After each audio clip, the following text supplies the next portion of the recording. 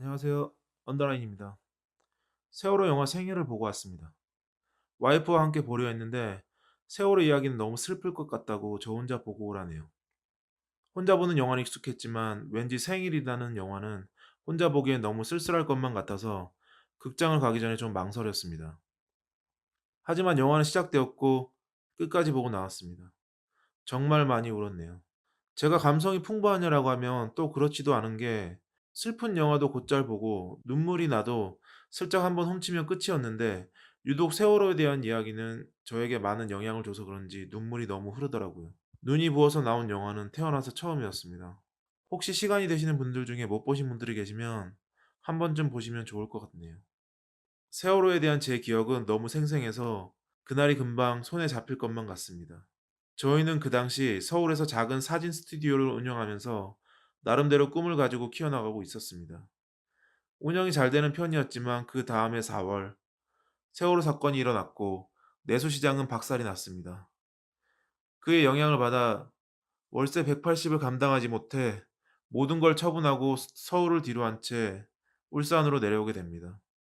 스튜디오를 정리하게 되면서 엄청난 손해를 보게 됐습니다.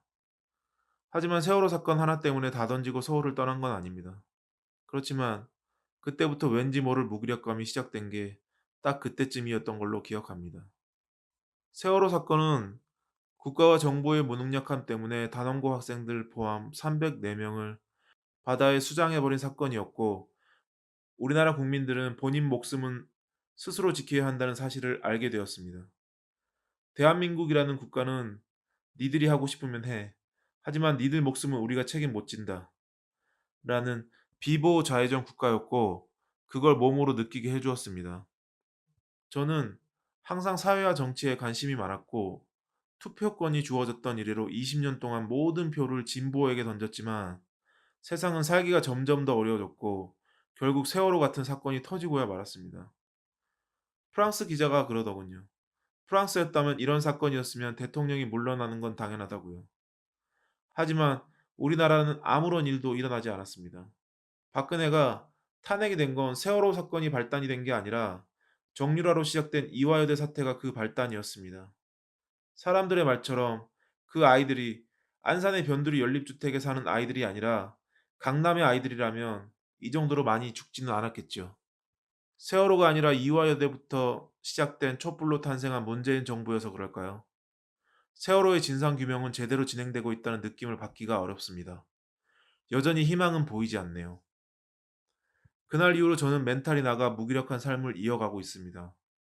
하나 다행인 건 그와는 반대로 아이들에게 관심을 가지기 시작했다는 것입니다. 세이브 더 칠드런의 2016년 조사 결과 우리나라 아이들의 행복 지수는 에티오피아나 네팔보다도 낮았습니다.